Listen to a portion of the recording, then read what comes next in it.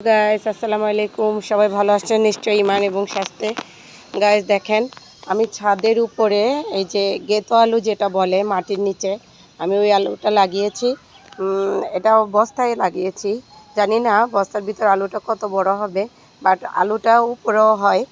এই যে দেখেন, আমি গাছগুলো লাগিয়েছি, গতবার লাগিয়েছিলাম হয়েছে, এবার আবার এই আলুর কিছু অংশ রেখে দিয়েছিলাম, ওখান থেকে বেশ কিছু চারা হয়েছে।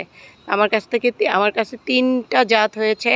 এর মধ্যে এই যে একটা জাত দেখেন, এটা একটা প্রজাতি। আবার এইখানে একটা আছে গোল, এই যে গোল পাতাটা, ওই যে গোল পাতাটা, সেটা আলুর মতো হয়। এটা লম্বাটে টাইপের হয়, লাল। আর এটা আলুর মতো গোল গোল হয়, গোল। আর এটা চ্যাপ্টা প্রজাতির হয়। এই 3টা জাত আমি লাগিয়েছি। দেখেন, এগুলো মাচাতে উঠে গেছে, মাশাল্লাহ। দেখেন কি সুন্দর করে মাচাতে উঠে গেছে। এই যে ওই দেখেন, ওই যে ওই যে কি সুন্দর করে মাচাতে উঠে গেছে, মাশাল্লাহ। দেখেন, বৃষ্টি পেয়ে গাছগুলো এত সুন্দর হয়েছে।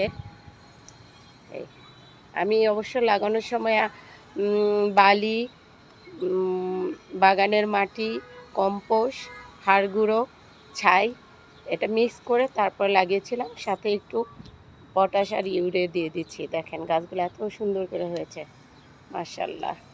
দেখতে কত ভালো লাগছে। এই দেখেন, গাছগুলো অনেক সুন্দর হয়েছে। সবাই দোয়া করবেন গাছগুলো যেন এইভাবে সুন্দরই থাকে, মাশাল্লাহ।